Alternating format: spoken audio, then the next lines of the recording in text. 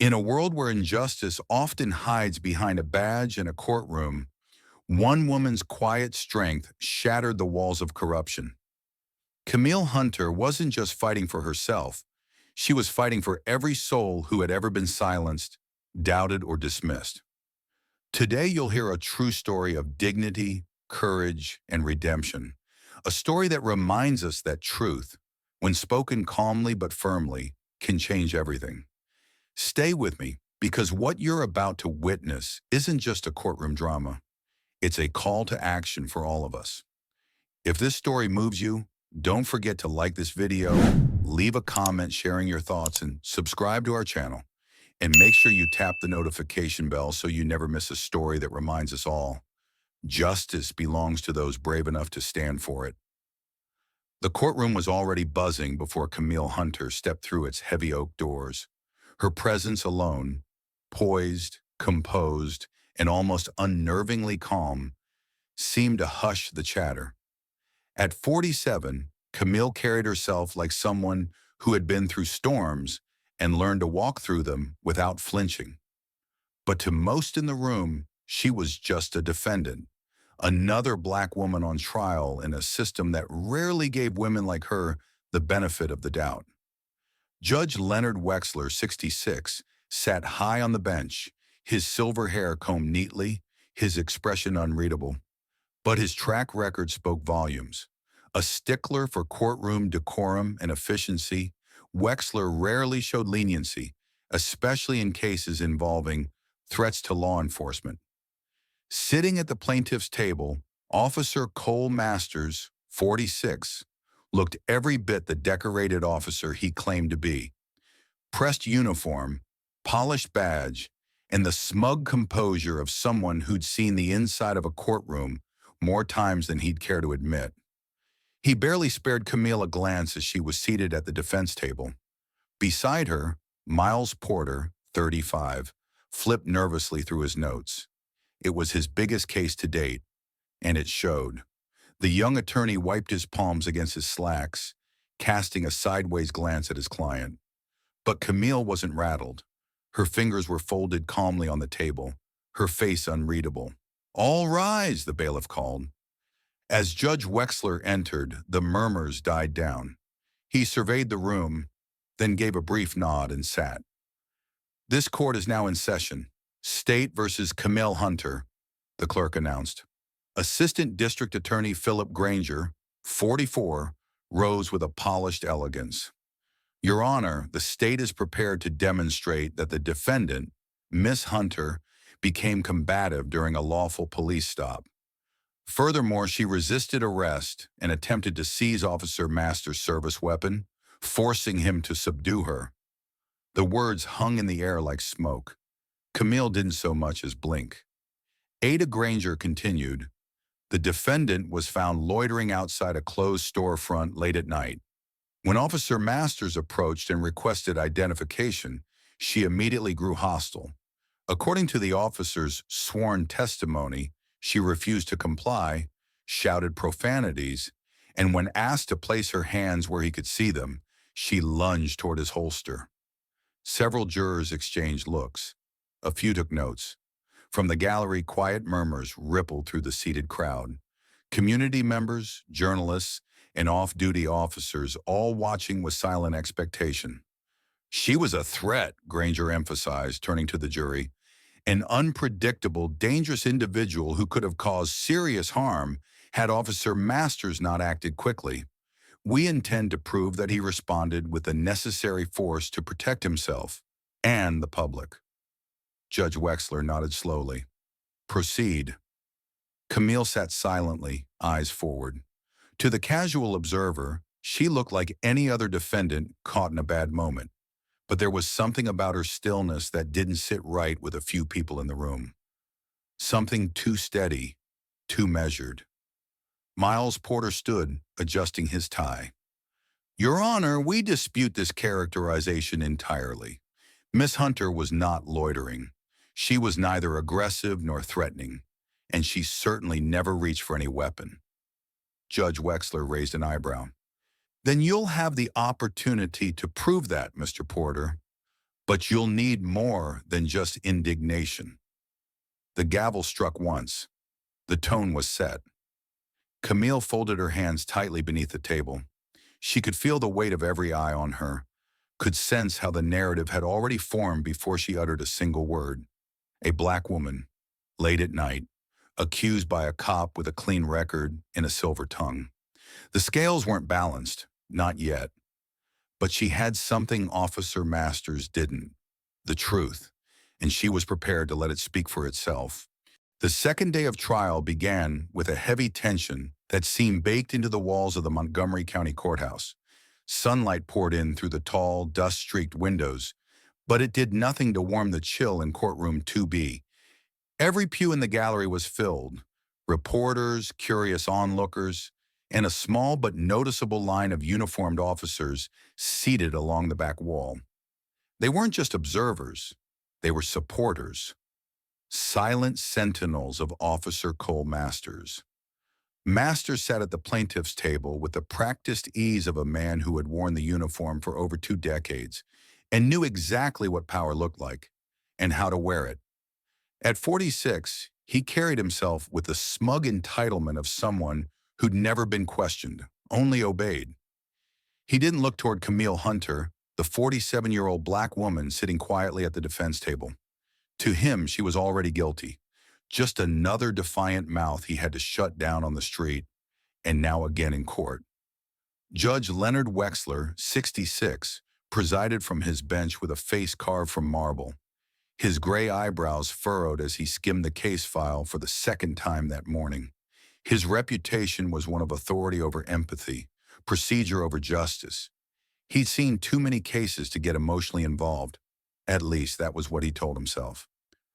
"Ada Granger, you may proceed," he said, his voice gravelly but composed. Assistant District Attorney Philip Granger, 44, rose smoothly from his seat, his tailored charcoal suit immaculate, his every movement calculated. He was the kind of prosecutor who preferred clean wins over complicated truths. And this case, with its sharp contrasts, decorated white officer versus black woman with a bad attitude, was a gift. He approached the jury with the confidence of someone who knew the game and believed he already had the winning hand. "Ladies and gentlemen," Granger began, "this case isn't about politics or social commentary. It's about the law. And the law is clear. Resisting arrest and attempting to disarm an officer are crimes. Officer Cole Masters was performing his duty when he was met with hostility, aggression, and physical resistance." He let the words linger, soaking in the shift of posture from the jury box. Most nodded slightly, a few scribbled notes. Granger pivoted, gesturing toward the row of officers in the gallery. "Officer Masters is not only a veteran of our force, but a man who has trained younger officers, handled high-risk calls, and earned commendations for restraint under pressure. If he says he feared for his safety, that should matter." Across the room, Camille Hunter sat motionless. She wore a navy blazer over a pale gray blouse, her short, natural hair pulled neatly away from her face. She had not made eye contact with Masters once, but she could feel him, his confidence, his casual smugness, and the smugness of the system that allowed him to sit there as the presumed victim. Next to her, Miles Porter, 35, tried to focus. His fingers tapped rhythmically against his legal pad, betraying his nerves. He glanced down at his notes, then at Camille, whose calm presence seemed almost surreal. She hadn't said much to him that morning, just a quiet, steady, "Trust the truth. That's our only job." But Miles didn't feel like a man ready for battle. This was his first case of this magnitude, and the way the judge leaned into the prosecutor's every word, the way the jury followed Granger with rapt attention, it all made him feel like an imposter in his own profession. "Let me be clear," Granger said, his voice firm. "This is not a case of misunderstanding. Officer Masters responded to a non-compliant individual loitering outside a closed business. He asked for identification, as required by law.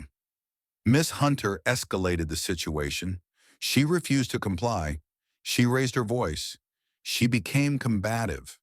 And when Officer Masters attempted to restrain her, she reached for his weapon. That is the truth. He turned to the judge. The prosecution rests, Your Honor. Judge Wexler nodded, then shifted his gaze to the defense table. Mr. Porter, he said with thinly veiled doubt, your turn. Miles stood slowly. His palms were damp, his breath uneven. He could feel the eyes boring into him. From the jury, from the judge, from the line of officers who viewed him not as a peer in the legal process, but as a threat to the narrative they had already decided upon. Thank you, Your Honor, Miles said, his voice steadying only slightly. The defense is ready to proceed. He turned to Camille, who gave him a single nod. Miles stepped toward the jury box and felt the full weight of prejudice, unspoken but heavy. He wasn't just defending a client, he was standing against a tide of assumptions, a tide of reputations, a tide of law enforcement loyalty that had filled the room long before either he or Camille had walked in. And yet she sat calm, not silent out of fear, but ready, patient, composed. She knew something the rest of the courtroom didn't, something that would shift the ground under all their feet. But for now, the courtroom remained tilted, leaning toward the badge, the polished words, the old familiar story. And Camille Hunter, the decorated veteran the courtroom didn't yet know, waited to be heard. The courtroom was still, not quiet out of peace, but out of pressure, like the collective breath of a room being held hostage by truth not yet spoken. Camille Hunter sat on the witness stand, her posture straight, hands folded neatly in her lap. She wore a navy blue blazer and white blouse, clean, crisp, and utterly unshaken. It was the same calm she had worn through every phase of this trial, the same calm she had held even as Officer Cole Masters falsely accused her of assaulting him. Ada Philip Granger stood at the prosecution table with a clipped smugness in his expression, clearly expecting to dismantle her on cross-examination. Judge Leonard Wexler sat above them all, leaning slightly forward, curiosity creeping into his usually impassive face. Across the room, Camille's attorney, Miles Porter, watched with a tight jaw and anxious eyes. He'd come a long way since their first meeting, when he could barely keep eye contact. Today he was silent but ready, his notepad full, his confidence newly formed. Camille took a slow breath and began. Your Honor, she said, her voice low but unwavering. I'd like to begin by clarifying a few points made during Officer Masters' testimony. Wexler nodded. Proceed, Ms. Hunter. I was on my way home from the community center.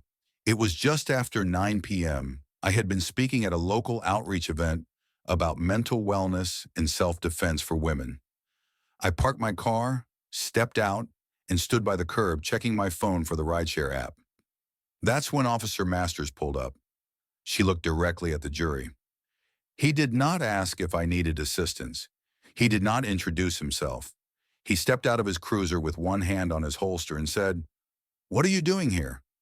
Granger rose slightly. Objection, narrative. Overruled, Judge Wexler said quickly. I want to hear this. Camille continued. I answered, just waiting for my ride. He asked for my ID. I asked if I had done something wrong. His tone immediately changed.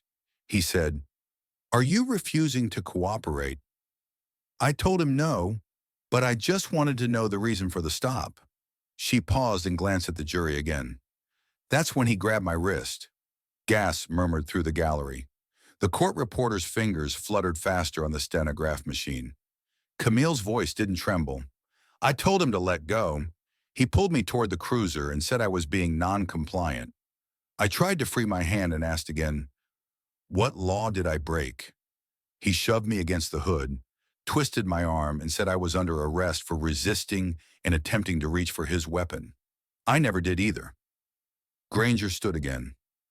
Your Honor, if the witness has evidence to contradict Officer Masters' sworn statement, we ask that it be submitted. Miles stood quickly. We do, Your Honor. The defense intends to present a video captured by a bystander across the street. It was sent to my client's legal hotline the day after her arrest. Judge Wexler's eyes narrowed. And why wasn't this presented sooner? Miles cleared his throat. It was only recently authenticated, Your Honor. Very well, Wexler sighed. Let's see it. The court technician dimmed the lights and rolled the footage. It was shaky and zoomed from a distance, but the audio was clear. The screen showed Camille standing near the sidewalk, her phone in hand. Officer Masters approached aggressively, his tone hostile from the start. What are you doing here? Just waiting for a ride. Let me see some ID. May I ask what I did wrong? The camera shook slightly as a car passed. Then the picture steadied just in time to catch Masters grabbing Camille's wrist. Let go of me, her voice said clearly, firm but calm. You're resisting, Masters barked, before shoving her forward and twisting her arms behind her back. Then came the part everyone had been waiting for. You tried to reach for my weapon, he shouted, but the video showed her hands nowhere near his belt. The lights came back on. Silence flooded the room. Judge Wexler leaned back slowly, then folded his hands across the bench. Ada Granger looked like he had swallowed glass. Officer Masters sat frozen in his seat, his cheeks flushed, jaw locked. Camille stayed composed. Miles stepped forward. Ms. Hunter, do you have any history of violence or criminal activity? No, she said simply. Have you ever resisted arrest? Never. Did Officer Masters tell you why he was stopping you? No. Did you threaten him? No. Did you reach for his weapon? Camille didn't even blink. Absolutely not. Miles turned to the jury. And now that we've seen the footage, would you say Officer Masters' claim was truthful? Camille looked directly at the jury. Number his statement was false. Judge Wexler's voice was low. Ada Granger, your witness. Granger stood slowly, clearly rattled. Ms. Hunter, you say you were calm, but isn't it true that you questioned a police officer's request for identification? Yes, that is my constitutional right. You escalated the interaction by refusing to comply. I asked a question. Granger's tone sharpened. Did you raise your voice? No. He shifted tactics. You have self-defense training, correct? Yes. Then isn't it possible that your movements were perceived as threatening? I wasn't moving aggressively. I was being restrained. Granger walked in a slow circle. The video is not full context. Perhaps, Camille cut in gently, perhaps it's not, but the video shows enough. Her words, precise and restrained, landed with a subtle power. She wasn't just defending herself. She was dismantling the prosecution story with logic and dignity, not emotion. Her quiet was thunderous. Granger tried to recover. No further questions, he muttered. Miles approached for redirect. Ms. Hunter, do you believe Officer Masters assumed something about you based on how you looked that night? Camille nodded. Yes, I'm a black woman standing alone at night in a quiet part of town. To him, that was enough. Did you ever give him a reason to fear you? Number but fear wasn't the problem. Power was. The words hung in the air like smoke. Miles turned to the judge. No further questions, Your Honor. Judge Wexler adjusted his glasses. You may step down, Ms. Hunter. Camille stood, nodded respectfully, and returned to the defense table. Her back never slouched. Her expression never faltered. As she sat, Miles leaned in, whispering, That was incredible. Camille's reply was soft. The truth usually is. The courtroom remained suspended in that energy, the energy of a lie being unraveled by nothing more than clarity and composure. A testimony that wasn't loud, but powerful enough to shift the entire room. Judge Wexler cleared his throat. Court will recess for 1 hour before we resume with further evidence review. He struck his gavel, and as the gallery slowly filed out, whispers replaced silence. But this time the murmurs weren't about suspicion or doubt. They were about respect for the woman who just stood tall under pressure and calmly told the truth, even as a decorated officer tried to bury it. And deep in his seat, Officer Cole Masters knew. The courtroom had stopped believing him the moment Camille Hunter started speaking. The courtroom buzzed faintly as the echoes of Camille Hunter's quiet but devastating testimony still lingered in the high-vaulted ceilings. People were whispering to each other in low, urgent tones. Jaws tightened, brows furrowed. Officer Cole Masters sat rigidly at the prosecution's table, his smugness all but vanished. Ada Philip Granger shuffled his notes, his practiced confidence slipping under the weight of the evidence now stacked against him. Judge Leonard Wexler leaned back in his chair, frowning deeper with each passing minute. He hadn't expected this. No one had. But Camille wasn't done yet. She sat upright at the defense table, her hands folded calmly in her lap, her gaze steady. Every move she made was precise, purposeful, just as it had been since she first walked into this courtroom. She had already begun dismantling the narrative spun against her. Now it was time for the final blow, the truth they had never seen coming. Miles Porter rose from his chair, shoulders squared with a newfound steadiness that Camille had helped forge over the past few harrowing days. His voice, once shaky, now rang out clear and firm across the courtroom. "Your Honor," Miles began, "before we proceed any further, the defense requests permission for the defendant to provide supplemental testimony concerning her background. We believe this information is critical in assessing her credibility, context, and character."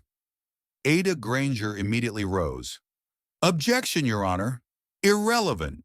The defendant's past employment or achievements have no bearing on her behavior during the incident." Judge Wexler tilted his head, studying Camille thoughtfully. Something in his gut told him this wasn't ordinary character fluff. "Overruled," Wexler said at last, his voice heavy with curiosity. "Ms. Hunter, you may proceed." The room stilled once more as Camille stood, walking deliberately back to the witness stand. Each step echoed against the wooden floors like a quiet drum beat. She adjusted the microphone, pausing for just a moment to let the weight of the silence settle. Then in a voice steady as iron, she spoke. "My name is Camille Hunter," she said. "I am a 47-year-old retired Navy SEAL lieutenant commander." The words hit the room like a cannon blast. For a heartbeat, the courtroom was frozen, utterly paralyzed. Camille continued, her voice even and composed. "I served honorably in the United States Navy for 20 years. I completed multiple combat deployments overseas, operated as a team leader in classified missions, and received several commendations for valor and service beyond the call of duty." The jury shifted visibly in their seats. The spectators in the gallery leaned forward, stunned. Even Judge Wexler's hands twitched slightly on the bench. Across the room, Cole Masters' face drained of all color. His posture, once rigid with arrogance, now sagged with the realization that the narrative he had so carelessly constructed around Camille was crumbling beneath him. Miles stepped closer to the jury box.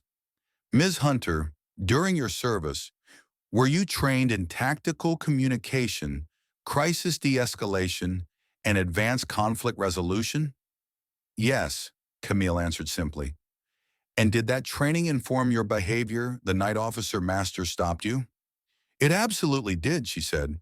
"I remained calm, respectful, and non-threatening at every moment. I followed my training to diffuse conflict, not to escalate it." Miles nodded. "Ms. Hunter, in all your years of military service, were you ever charged with misconduct or excessive force?" "Never," Camille answered without hesitation.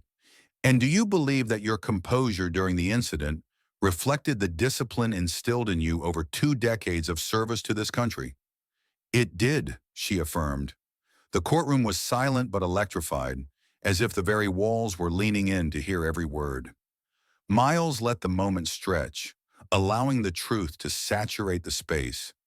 Then he asked quietly, "Why didn't you reveal this sooner, Ms. Hunter?" Camille's eyes darkened, her tone soft but firm. "Because I shouldn't have had to," she said. "Because my value as a citizen shouldn't be determined by my resume. Because my rights, my dignity, should be protected whether I'm a retired Navy SEAL or a grocery store cashier." A low murmur of agreement rippled through the gallery. Even some of the officers who had come to support Masters shifted uncomfortably. Ada Granger, visibly rattled, stood up stiffly. "Ms. Hunter, while your military service is impressive, it doesn't change the facts of the case. Officers often have to make split-second decisions under perceived threat." Camille turned to him, her voice cutting clean through his argument. "And as someone trained to make life-or-death decisions under true threat," she said, her tone steely, "I can assure you, asking a question is not a threat. Standing on a public sidewalk is not a threat. And demanding basic respect is not a threat." Granger faltered, his mouth opening and closing without words. Camille returned her gaze to the jury, locking eyes with them one by one. "I am not here asking for special treatment," she said. "I am asking for fairness, for truth, for the same justice promised to every citizen under our Constitution." Judge Wexler cleared his throat loudly, a telltale sign that the impact of her testimony had not been lost on him. He looked down at his bench, scribbled something quickly, then looked back up at Camille with a gaze far more serious and far more respectful than the one he'd worn earlier that morning. "Ms. Hunter," he said, his voice softening for the first time, "thank you for your service." Camille gave a small, dignified nod. "Thank you, Your Honor." Miles glanced at the judge, then at the jury, reading the shift in energy. It was palpable now. The courtroom wasn't just listening, they were believing, seeing. The woman they had been led to view as a potential criminal was in fact a patriot, a leader, someone who had risked her life for the very freedoms Officer Masters had trampled on. Miles turned back toward the jury for one final point. "Ladies and gentlemen," he said, his voice rich with emotion but steady, "this case is not just about what happened one night. It is about assumptions, about how quickly some people are willing to judge others based on nothing more than their appearance, their skin color, or their refusal to be submissive." He let that truth linger. "And today you have seen through that facade. You have witnessed the quiet power of someone who spent 2 decades defending this nation, only to have her rights denied on its own streets." The jury sat straighter, a few nodding ever so slightly. "And now," Miles concluded, his voice dropping to a solemn whisper, "you have the opportunity, the obligation, to defend her in return." He bowed his head slightly and returned to his seat. Camille remained on the stand a moment longer, her eyes steady, her presence filling the space around her without a single wasted motion. Then slowly she stood and returned to her seat beside Miles. Neither of them spoke. They didn't need to. Everything that needed to be said had been said. Across the room, Officer Cole Masters stared at the table in front of him, his face tight and ashen. The jury, the very people he had once counted on to back his word without question, now saw him through an entirely different lens. Judge Wexler tapped his gavel lightly. "Court will recess for deliberation. We will reconvene upon the jury's return." The gavel's soft strike was not just a procedural formality. It felt final, like the closing of a door behind a man who had once thought himself untouchable. As the jury filed out and the spectators murmured in low voices, Camille sat back in her chair, finally allowing herself a small, private breath of relief. Not a sigh of victory, a sigh of truth, long denied, now finally heard. And in the space between the beating of their hearts and the turning of the wheels of justice, every person in that room knew the same thing. Camille Hunter was not the defendant. She was the standard, and they would never forget her. The courthouse felt different the moment Camille Hunter returned to the stand. It wasn't just the thunderous silence that filled the room after she revealed her background as a retired Navy SEAL lieutenant commander. It was something deeper, something that clung to the walls and hung heavy in the air. Doubt. Across the courtroom, Officer Cole Masters sat rigid, his hands white-knuckled on the table before him. The confident arrogance he had carried into the room that morning had drained from his face, replaced by a cold, brittle tension. The jury, once bored, once nodding along with ADA Philip Granger's sharp narrative, now leaned forward, wary, attentive. The spell was broken. At the defense table, Miles Porter shuffled his papers with a newfound sense of urgency, but also growing confidence. Camille's powerful revelation had shaken the foundations of the prosecution's case. But Miles knew the job wasn't finished. It was time to deliver the blow that would crack the system wide open. Judge Leonard Wexler adjusted his glasses and peered over the rim at Miles, his expression unreadable. "Mr. Porter," he said, voice measured but curious now, "you indicated you have additional evidence?" Miles rose to his feet, a steadiness in his spine he hadn't felt before today. "Yes, Your Honor," he said, locking eyes with the jury. "The defense moves to introduce the personnel records of Officer Cole Masters, which we believe are highly relevant to his credibility as a witness and the integrity of his testimony." Across the aisle, ADA Granger shot to his feet. "Objection, Your Honor. Irrelevant character assassination. The officer's service record is not on trial here." Judge Wexler studied Miles carefully. "Mr. Porter, explain the relevance." Miles didn't hesitate.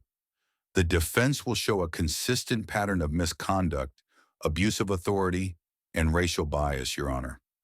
A pattern that goes directly to the heart of Officer Masters' credibility and the truthfulness of his accusations against my client, Ms. Hunter." The room bristled with tension. Granger opened his mouth to object again, but Wexler raised a hand. "Objection overruled. Proceed, Mr. Porter, but tread carefully."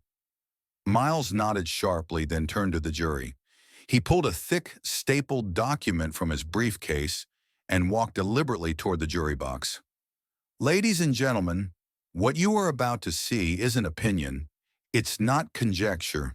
It's the department's own internal files, obtained through formal discovery, on Officer Cole Masters' disciplinary history." He placed copies of the first few pages on the evidence table for the record, then clicked a remote. The courtroom monitor flickered to life, displaying the first damning piece, a formal reprimand from 2016 for excessive use of force. Miles's voice remained calm, almost clinical. "In this incident, Officer Masters was found to have used unnecessary physical force against a black teenager during a routine traffic stop. No weapon, no threat, no justification, yet no criminal charges were filed. Only an internal slap on the wrist." A ripple of discomfort moved through the jury. Miles clicked again. Another report flashed across the screen. 2018, racial profiling complaint substantiated. Masters had detained a Latino family outside a grocery store, suspecting them of theft with no evidence. Again, the department investigated. Again, no meaningful consequences. The monitor clicked through several more. Failure to activate body camera. Intimidating a witness. Derogatory remarks about certain neighborhoods. Each one piled onto the next like bricks forming a wall, and not in Masters' defense, but sealing his guilt.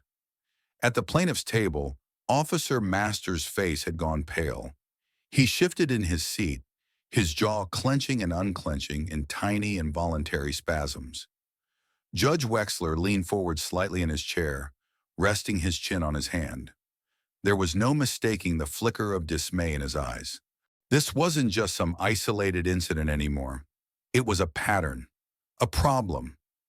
Miles let the evidence sit with the jury for a moment before he spoke again, voice softer now, more intimate.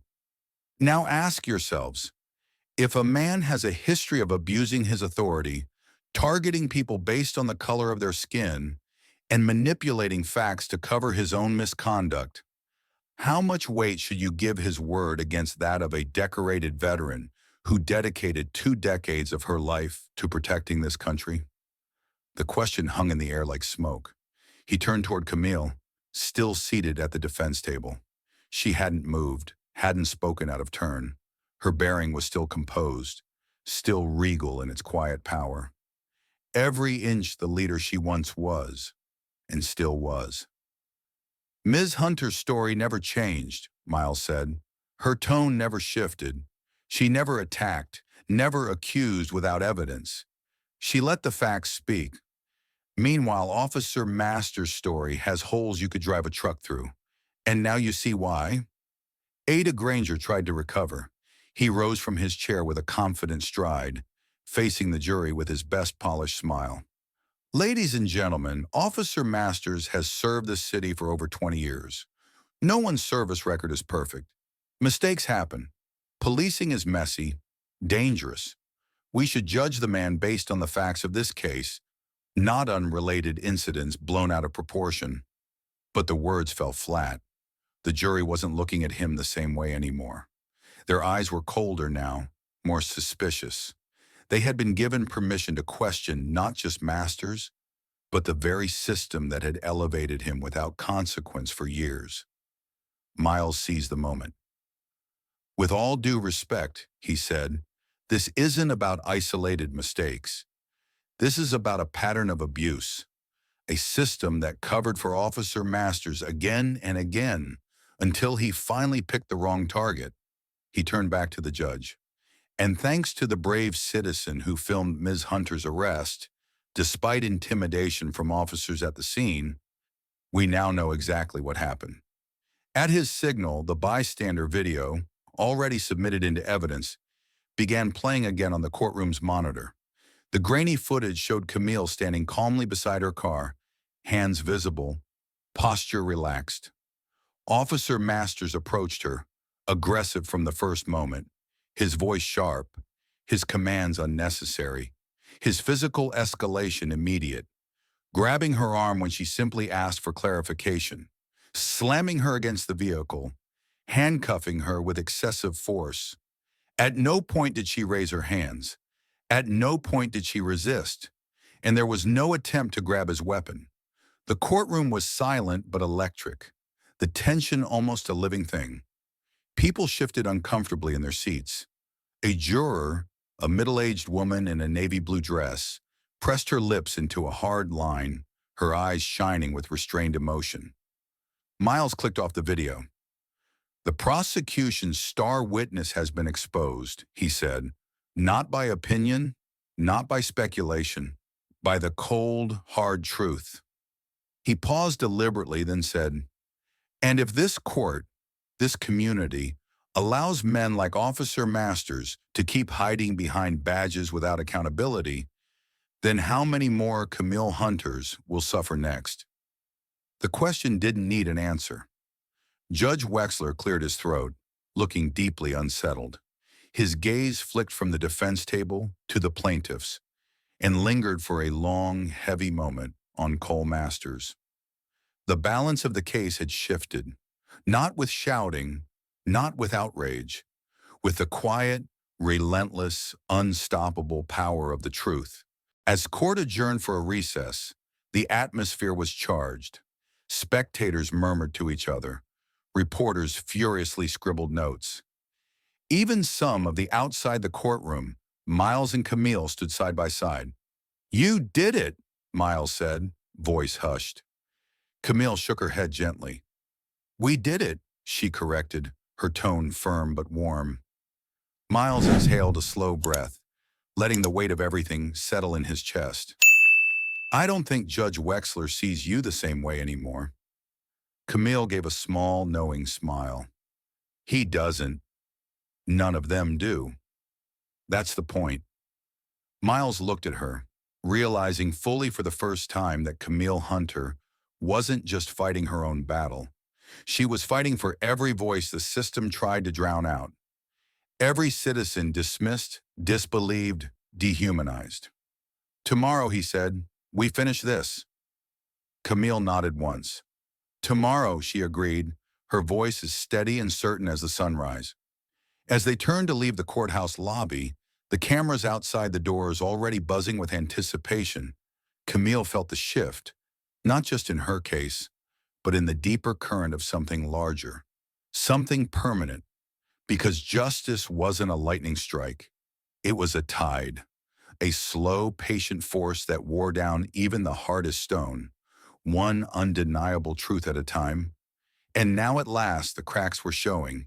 The courtroom was silent, heavy with anticipation, as the jury filed back into their seats. Every eye in the room was trained on the foreperson, a middle-aged woman with steel-gray hair and a steady gaze.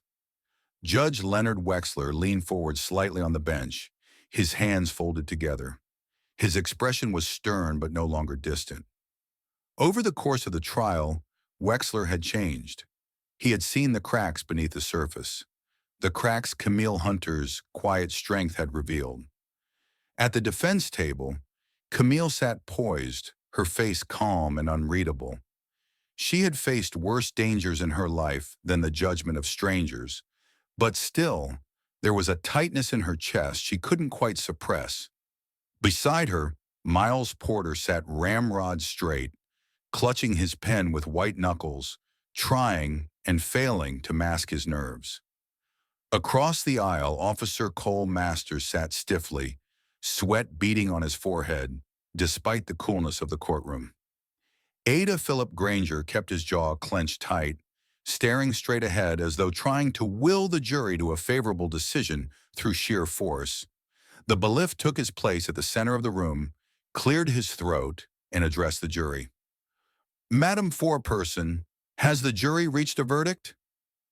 The woman stood, holding a single sheet of paper in her hands. We have, Your Honor. Judge Wexler gave a slight nod. Please proceed. The foreperson glanced down at the paper, then lifted her head to speak, her voice clear and unwavering. In the case of the state of Alabama versus Camille Hunter, we the jury find the defendant. She paused and the room seemed to collectively hold its breath.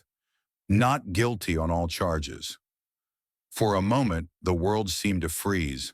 Then a low murmur rippled through the courtroom, swelling into something almost like a sigh of relief.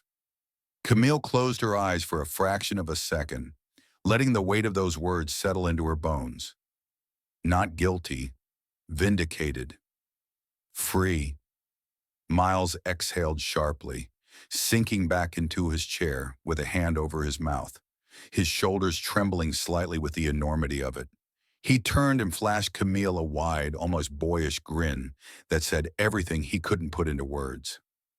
Across the room, Masters slumped in his chair, his hands. But the foreperson wasn't finished. She cleared her throat again, drawing the room's attention back to her.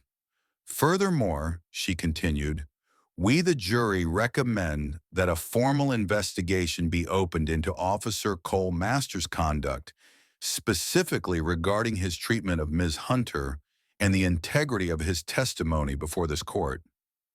If the first announcement had felt like a thunderclap, this felt like an earthquake. The gallery erupted in gasps, whispers, stunned glances exchanged across rows of benches.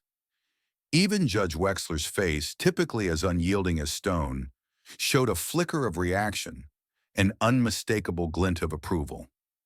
Miles shot upright, stunned, then looked over at Camille with wide eyes. She merely inclined her head slightly, a quiet acknowledgement of the moment. Granger stood, spluttering. Your Honor, I must object to— Sit down, Mr. Granger, Judge Wexler said sharply, his voice cutting through the room like a blade. The jury's recommendation will be formally entered into the record. He turned to Camille, and for the first time since she had entered his courtroom, there was something approaching warmth in his gaze. "Ms. Hunter," Wexler said, "you are free to go. And on behalf of this court, I extend an apology for what you endured, and for the assumptions made along the way." Camille rose slowly, gracefully, her hands steady at her sides. There was no gloating in her expression, no vindictive satisfaction, only a deep, quiet dignity. She nodded once at the judge. "Thank you, Your Honor." And with that, it was over. Or rather, it was just beginning. As Camille turned and made her way down the center aisle of the courtroom, the crowd parted for her without a word. Reporters at the back scrambled for their cameras. Journalists scribbled furiously into their notepads, but Camille ignored them all. Miles followed a few steps behind, his chest swelling with pride. They had done it. They had beaten the odds, dismantled a lie, and pulled back the curtain on something much larger than a single false arrest. Outside, the midday sun shone down bright and merciless on the courthouse steps. A crowd had gathered, community members, activists, veterans, supporters, all waiting. As Camille emerged, a ripple of applause spread through the crowd, building into a wave. She paused at the top of the steps, looking out over the faces before her. She hadn't asked for this spotlight. She hadn't fought for herself alone. She had fought for every voice that had been silenced, for every person who had been wrongfully accused and had no way to defend themselves. At a reporter's shouted question, "Ms. Hunter, how does it feel to be vindicated?" Camille simply smiled, a quiet, knowing smile, and said, "The truth always finds a way." Beside her, Miles grinned and wiped at his eyes, pretending it was just the sunlight. As they moved down the steps together, through the swelling crowd, Camille felt something shift deep inside her. Not triumph, not even relief. Purpose. This fight wasn't over. It was just the beginning, and she was ready. The weeks following Camille Hunter's courtroom victory sent shockwaves throughout the city and beyond.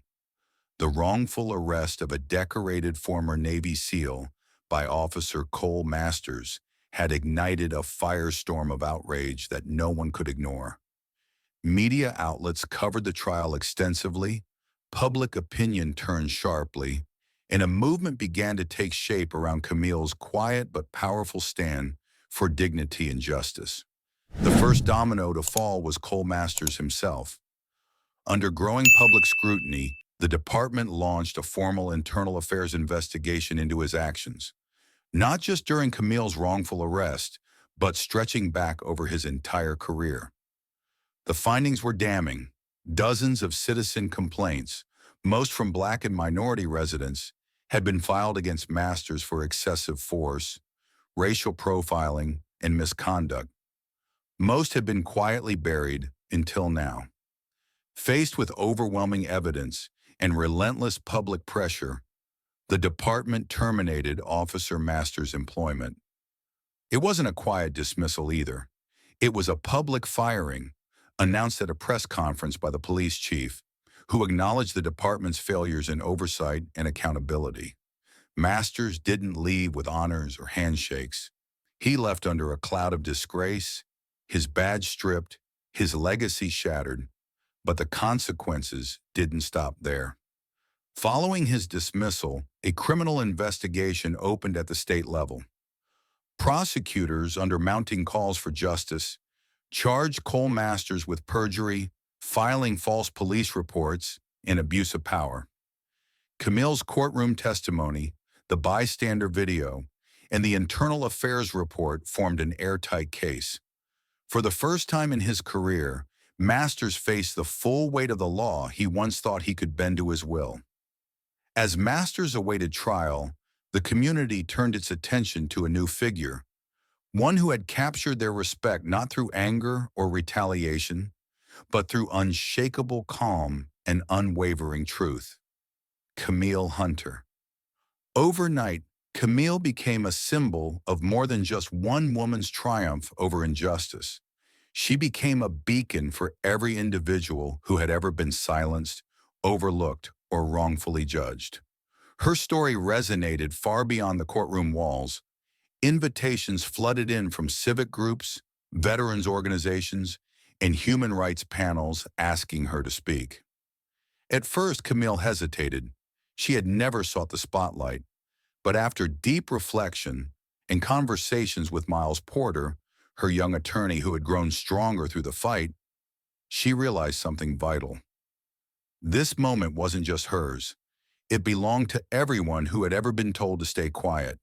It was bigger than her comfort. It was about change. Camille's first public speech was at a small community town hall, held in a modest auditorium packed with people from every walk of life. She wore simple clothes, no medals, no military regalia, just herself, standing tall. "My name is Camille Hunter," she began, her voice steady but rich with emotion. "I spent 20 years defending this country abroad, but sometimes the greatest fight for justice isn't on a battlefield overseas. It's right here at home." The room fell silent, hanging on her every word. "I didn't fight back because I was angry," she continued. "I fought back because every human being deserves dignity. Every voice matters. And the truth is worth standing for, even when you stand alone." Applause erupted, people rising to their feet, moved not just by her experience, but by the quiet strength she embodied. From there, Camille's impact only grew. She spoke at universities about the dangers of unchecked authority. She addressed police academies on the importance of humility, respect, and the sacred trust between officers and the communities they serve. She worked with lawmakers, pushing for body cam reform bills and independent civilian oversight committees. Her story was shared on national news shows, podcasts, and in newspapers, becoming a rallying cry for justice seekers across the country. Meanwhile, Officer Cole Masters' trial became a symbol of a broader reckoning. No longer shielded by a system that once protected him, he faced a jury of his peers. And this time, truth wasn't something he could manipulate. He was convicted of perjury and official misconduct. His sentence included prison time and a lifetime ban from ever working in law enforcement again. But for Camille, it was never about revenge. It was about something deeper, restoring faith in a system that too often betrayed the very ideals it claimed to uphold. In interviews, when asked if she felt victorious, Camille would smile softly and say, "Justice isn't a moment, it's a commitment. It's what we choose to stand for every day, whether the world is watching or not." In her final speech at a national civil rights conference, Camille's words captured the spirit of her journey perfectly. "Dignity," she said, "is not given, it is claimed. Truth is not easy. It demands patience, courage, and sacrifice. But no matter how dark the road may seem, no matter how alone you feel, remember this: one voice standing firm can change everything. I am not the first to stand. I will not be the last. And together, we will keep standing until truth is no longer the exception, but the rule." The audience rose as one, the sound of their applause thunderous. As the sun set over the city that night, the story of Camille Hunter lived on, not as a tale of anger, but as a testament to quiet resilience, dignity, and the power of truth. And somewhere out there, someone, facing their own battle, their own moment of injustice, felt a little less alone because Camille had dared to speak. Her journey wasn't the end of a story. It was the beginning of a movement. The story of Camille Hunter teaches us a timeless and powerful lesson. Dignity and truth are worth defending, no matter the cost. Camille's journey reminds us that courage isn't always loud. It often shows itself through quiet, steady resilience. Even when facing injustice and bias, she stayed calm, respectful, and unwavering in her fight for truth. Her strength reveals an important truth for us all. Standing up for dignity is not just about protecting ourselves, but about inspiring change for the next generation. For many older adults, this story resonates deeply. It proves that life experience, wisdom, and perseverance remain some of the greatest forces for good in our society. No matter our age, we still have the power to lead, to mentor, and to demand fairness in a world that sometimes forgets its promises. Camille's victory is a call to action for each of us to continue standing for truth, dignity, and systemic change. Our voice, at any stage of life, can make a difference. If this story touched your heart and reminded you of the importance of resilience and justice, please show your support by liking this video, leaving a comment to share your thoughts, and subscribing to our channel. Your voice matters. Let's keep building a community that stands strong for what's right.